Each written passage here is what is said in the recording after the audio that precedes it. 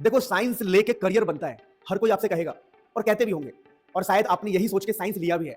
पर 90% लोगों का करियर साइंस बर्बाद कर देता है, और सिंपल भाषा में कहे तो 90% लोगों का करियर साइंस खा जाता है, और यही सच्चाई है। हम 10th के बाद 11th में आते हैं और हम सोचते हैं कि हम डॉक्टर बनेंगे, इंजीनियर बनेंगे, या फिर हम साइंस फील्ड में ही अपना करियर बनाएंगे। लेकिन कुछ अनजाने में, जानबूझ के नहीं, अनजाने में कुछ ऐसी गलतियां हम कर बैठते हैं कि हमारा करियर पूरी तरह बर्बाद हो जाता है। अगर आई एम सेइंग बर्बाद हो जाता है, यानी आपको वो गलती नहीं करनी है जो 90% लोग कर रहे हैं। दोबारा बोल रहा हूं, साइंस लेके पढ़ना बड़ी बात नहीं है, साइंस में टिके रहना बड़ी बात है। तो आज मैं आपको सिखाऊंगा कैसे आप उन गलतियों को अवॉइड कर सकते हो और साइंस में टिके रहोगे और अच्छा भी करोगे। इस वीडियो को पूरा देखना, क्योंकि अपने 10 साल के एक्सपीरियंस से आपको बताने जा रहा हूं। सबसे पहले हम बात करते हैं कि क्लास 10th से क्लास 11th आप जा रहे हो, तो एक बात को नोट कर लेना। जो आपका क्लास 10th है वो बहुत ईजी है। आपको लगा नहीं सर, हम तो पढ़ के आए, हमें तो बहुत खतरनाक लगा। अगर आपको क्लास 10th खतरनाक लगा है तो आप क्लास 11th को इमेजिन भी नहीं कर पाओगे। मैं आपको डरा नहीं रहा हूं, मैं आपको हकीकत बता रहा हूं, हकीकत। क्योंकि अगर हम रास्ते को पहले से ही देख लेना तो चलना कैसे है डिसाइड कर सकते हैं। तो मैं आपको रास्ता दिखा रहा हूं। हमें बहुत स्मार्टली मूव करना है फ्रॉम इजी क्लास 10 से क्लास 11, तभी जाके आप साइंस में अपना करियर अच्छा डिसाइड कर पाओगे। अदरवाइज भाई साहब 11 तो पास भी नहीं होगी। आप जो बड़े बड़े सपने देख रहे हो तो भूल जाओ, आप 11 भी पास नहीं कर पाओगे अगर आपने इस वीडियो को पूरा नहीं देखा तो, क्योंकि इसमें बहुत कुछ आपको जानने को मिलेगा। तो इस बात को समझना कि अगर आप एक स्मार्ट तरीका, सही डिसीजन, सही स्ट्रेटजी नहीं अपनाओगे तो आपको बहुत सारी प्रॉब्लम हो सकती है। अब हम काम की बातें करते हैं तो रियलिटी चेक क्या है। रियलिटी चेक बहुत सिंपल है कि हमारा जो क्लास 10th है, समझना ध्यान से, हमारा क्लास 10th जो है उसके कंपैरिजन में अगर हम बात करें तो क्लास 10th हमारा इजी था, काफी स्कोरिंग था एंड प्रिडिक्टेबल था। आप मतलब कोई भी टीचर बता सकता है अपने एक्सपीरियंस से कि ये क्वेश्चन आएगा, ये क्वेश्चन आएगा, ये क्वेश्चन आएगा। लेकिन अगर मैं क्लास 11th की बात करूं ना भाई साहब, क्लास 11th कैसा होता है, ये पूरा कॉन्सेप्ट बेस्ड होता है। Concept based and deep understanding. यहां पर रट के कुछ भी नहीं होने वाला है। कोई भी टीचर बहुत इजीली नहीं बता पाएगा कि भाई यही क्वेश्चन एग्जाम में आएगा। हाँ, थोड़े बहुत क्वेश्चन है जो प्रिडिक्ट किया जा सकता है, लेकिन यहां पर तुक्केबाजी से, रट के और प्रिडिक्शन से आप बहुत अच्छा नहीं कर सकते। तो आपको यहां पर कॉन्सेप्ट बेस्ड और डीप अंडरस्टैंडिंग की नीड है, और बाकी पॉइंट्स तो मैंने आपको यहां पर लिखा है जो आप रीड कर सकते हो। यानी कि रियलिटी चेक की बात करें तो क्लास 10th में थोड़ा बहुत रट के काम चल सकता है, क्लास 11th में पूरी तरह आपको कॉन्सेप्ट पर ही ध्यान देना पड़ेगा, क्योंकि नए नए क्वेश्चन बनते हैं, नए नए टेक्निक से क्वेश्चन बनते हैं जो कि रट के नहीं हो सकता। अब अगर हम बात करें तो कॉमन मिस्टेक जो बच्चे करते हैं वो आपको नहीं करना है। Don't treat class 11th like class 10th, जैसे कि लास्ट में पढ़ के हो जाएगा। भैया लास्ट में हम सोचते हैं कि देखा जाएगा, और लास्ट में देखा ही नहीं जाता है। लास्ट में आप नाक रगड़ोगे और कुछ भी नहीं होगा। क्लास 10th में आपने क्या किया होगा कि 10 दिन नहीं पढ़ा होगा लगातार, 5 दिन का गैप दे दिया होगा पढ़ाई में, 20 दिन का गैप दे दिया होगा, 1 महीने नहीं पढ़ा होगा। ये गलती यहां मत करना। अगर आपने 1 महीने, 1.5 महीने, 20 दिन, 25 दिन पढ़ना छोड़ दिया ना, तो आपको क्लास 11th पूरी तरह खा जाएगा। यानी यहां पर आप क्लास 10th की तरह ट्रीटमेंट दोगे क्लास 11th को, तो भैया वो आपको ऐसा ट्रीटमेंट देगा कि आपका पूरा जिंदगी ही बर्बाद कर देगा। कुल मिला के सबसे कॉमन मिस्टेक कि क्लास 11th को हल्के में नहीं लेना है। यानी कि आपको प्रॉपर स्ट्रेटजी, प्रॉपर प्लानिंग और कंसिस्टेंसी के साथ पढ़ना पड़ेगा। तो कॉमन मिस्टेक के बाद अगर हम बात करें तो स्मार्ट स्ट्रेटजी क्या होना चाहिए। स्मार्ट स्ट्रेटजी एक ही है, दिल से बोल रहा हूं, कॉन्सेप्ट्स फर्स्ट। आप फिजिक्स पढ़ो, केमिस्ट्री पढ़ो, मैथ्स पढ़ो, बायोलॉजी पढ़ो, हमेशा ध्यान रखो कि जो भी आप पढ़ रहे हो वो आपको समझ में आना चाहिए कि भाई ये चीज है क्या। अगर आप रट्टा मार के किसी भी कॉन्सेप्ट को आगे बढ़ जाओगे तो याद रखना सारे चैप्टर्स आपस में कनेक्टेड है। अगर आपके इस चैप्टर का कॉन्सेप्ट वीक रह गया तो अगले चैप्टर में दिक्कत होगी, फिर अगले चैप्टर में दिक्कत होगी। और जब मैं अपने चैनल पर पढ़ाता हूं ना तो इन बात का ध्यान रखता हूं कि सारे कॉन्सेप्ट में बहुत इजीली सिखा सकूं। अगर आप एक एवरेज बच्चे हो जिसको ज्यादा मतलब अच्छा करना है जीवन में, मतलब समझ रहे हो ना, तो इस चैनल की वीडियोस एक बार चेक करना, आपकी लाइफ में ऐसे क्रांति आएगा कि आपको मजा आ जाएगा। आपको लगेगा ही नहीं कि क्लास 11th इतना मुश्किल है। हमने उसी हिसाब से लेक्चर डिजाइन कर रखा है, पूरा एनसीईआरटी बेस्ड। तो कुल मिला के कहानी क्या है कि स्मार्ट स्ट्रेटजी क्या है, कॉन्सेप्ट्स को पढ़ना है, वो भी कौन से कॉन्सेप्ट जो आपके सिलेबस में है।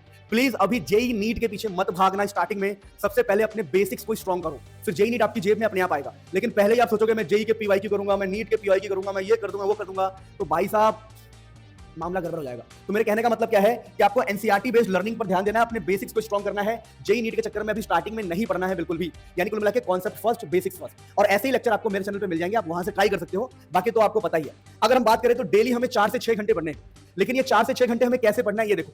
अगर आप डेली 4 से 6 घंटे पढ़ना चाहते हो तो यहां पर 2 घंटे आपको डेली न्यू कॉन्सेप्ट सीखना है। न्यू कॉन्सेप्ट डेली 2 घंटे न्यू कॉन्सेप्ट आपको यूट्यूब लेक्चर से, अगर आप ट्यूशन पढ़ते हो तो ट्यूशन से, अगर आप यूट्यूब चैनल ढूंढ रहे हो बेस्ट 11th 12th के लिए तो आप मेरा चैनल एक्सप्लोर कर सकते हो। आपको बहुत मजा आएगा, क्रेजी मजा आएगा। आपका पूरा एग्जाम मेरे चैनल से ही आने वाला है। पर फिलहाल मैं बता रहा हूं 2 घंटे आपको डेली न्यू कॉन्सेप्ट्स को पढ़ना है, फिर 2 घंटे प्रैक्टिस करनी है। क्वेश्चंस की कर लो, वीडियोस के थ्रू या बुक्स के थ्रू, कहीं से भी 2 घंटे की प्रैक्टिस करनी है।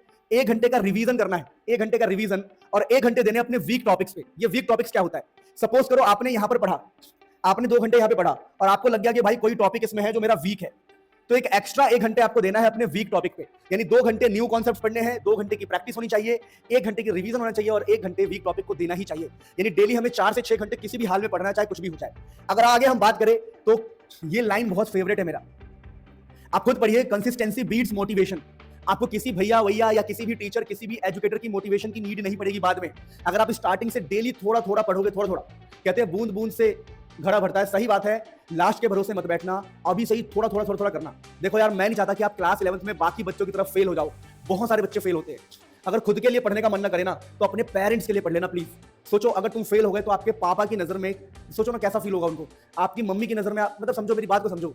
अगर खुद के लिए पढ़ने का मन ना करे ना, तो एक बात याद रखना कि पेरेंट्स के लिए पढ़ लेना।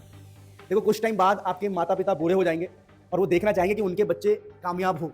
तो आपको कामयाबी जल्दी चाहिए, और कामयाबी जल्दी चाहिए तो अपना एक एक मिनट भी वेस्ट मत करो। नदी बह रही है ना भाई, तो नदी के साथ बहना सीखो। इस टाइम की कदर करो, इस टाइम के साथ चलना सीखो। टाइम एक बार निकल गया नहीं आएगा, आपको भी पता है, मुझे समझाने की नीड भी नहीं थी, फिर भी मैंने समझाया कि भाई देखो, डेली पढ़ना है, थोड़ा पढ़ना है, डेली पढ़ना है, थोड़ा पढ़ना है, अच्छा पढ़ना है। तो कंसिस्टेंसी बीट्स मोटिवेशन। आपको किसी भी मोटिवेशन की नीड नहीं पड़ेगी अगर आप इन बातों का ध्यान रखोगे तो। Tough but manageable. मेरे कहने का मतलब क्या, देखो, क्लास 11 भले ही बहुत टफ है, लेकिन ये मैनेजेबल है। कैसे मैनेजेबल है, अब मैं आपको समझाता हूं। देखिए, स्टार्ट अर्ली। बाकी बच्चे सो रहे हैं, गांव में घूम रहे हैं, आम खाने गए हैं, तेल लगाए, आप जल्दी स्टार्ट करो। Stay discipline. आपको अपना डिसिप्लिन मेंटेन रखना है किसी भी हाल में। मतलब भाई बर्थडे है, फड्डे है, कुछ भी है, मेरा जब तक टारगेट कंप्लीट नहीं होगा, जब तक मेरा सेल्फ स्टडी कंप्लीट नहीं होगा, मैं कहीं भी फालतू में नहीं जाने वाला है। Focus on goals. अपने गोल्स को समझो। तुम्हारा गोल्स है अपने बेसिक स्ट्रॉन्ग करके अपने जेई को, नीट को निकालना, अपने स्कूल एग्जाम्स को निकालना, अपने पेरेंट्स को प्राउड फील कराना, और इस गोल के बीच में किसी को मत आने दो। इस बात का ध्यान रखना। अब एक छोटी सी बात मैं आपसे कहना चाहता हूं, एक बात ध्यान रखना कि मैंने बोला कि टफ बट मैनेजेबल। देखो, अगर आप, एक छोटी सी बात बोल रहा हूं, टफ टफ किसको लगेगा? टफ उसी को लगेगा जो फेमस के पीछे भागेंगे कि ये फेमस है, ये फेमस है, इससे पढ़ूंगा, इससे पढ़ूंगा, इससे पढ़ के चांद सितारे लाल ले आऊंगा। ऐसा कुछ नहीं है। अगर आप कहीं और से पढ़ोगे आपको टफ लगेगा। एक बार आप मुनील सर से पढ़ के देखो, एक बार मुनील सर से फिजिक्स या केमिस्ट्री के लॉन्ग वीडियो से पढ़ के देखो। बिलीव मी, आप क्लास 11 12 साइंस के बाप बन जाओगे, बाप। इस बात की मेरी गारंटी है। हमने बहुत मेहनत से, बहुत दिल से आपके लिए लेक्चर डिजाइन किया है, तो बाकियों के लिए जो टफ है, आपके लिए बहुत इजी हो जाएगा। ठीक है, तो करना कुछ नहीं है, आपको चैनल भी बता दिया, कंटेंट भी बता दिया, अब आपको बस स्टार्ट कर देना है किसी भी तरीके से। और लास्ट में आपसे ये कहना चाहूंगा, strong class 11th, easy class 12th। और जब आपका स्ट्रॉन्ग क्लास 11th होगा ना, वो बराबर होता है इजी क्लास 12th। अगर आपने 11th अच्छे संभाल लिया, एनसीईआरटी लेवल, जेईई नीट के चक्कर में मत पड़ना, एनसीईआरटी लेवल संभाल लिया ना, तो क्लास 12th भी आपकी हो जाएगी। और जब आप ये दोनों पढ़ लेते हो, तब आपको सिर्फ 20% एफर्ट्स लगाने पड़ेंगे बाद में, सिर्फ 20% एफर्ट्स लगाने पड़ेंगे जेईई नीट के लिए, क्योंकि जेईई नीट में 80% एनसीईआरटी बेस्ड ही होता है। तो अभी जेईई नीट के चक्कर में ना पढ़ के अपने फंडामेंटल स्ट्रॉन्ग करना, लालच बुरी वाला है। जेईई नीट भाड़ में जाए, वरना आप 11th भी पास नहीं कर पाओगे। और आई होप फेम के चक्कर में ना भाग के आप मेरे चैनल से पढ़ोगे, और पढ़ने के बाद डिसाइड करना कि मैं सही कि बाकी सही आपके लिए। हर टीचर हर बच्चे के लिए नहीं होता। तो ये मत सोचना कि भाई वो फेमस है तो उससे पढ़ के देखूंगा। एक बार हम जैसे को ट्राई दो, जो कि बिल्कुल ऑर्गेनिक तरीके से, बहुत इजी तरीके से आपको पढ़ाएंगे। लव यू ऑल, बहुत सारा प्यार, बहुत सारी वीडियोस, बहुत सारी चीज आपके लिए आ रही है। चैनल को सब्सक्राइब कर लो, और वीडियो अच्छी लगी तो प्लीज लाइक कर देना। This is your Munil sir, and you are going to become my future ranker.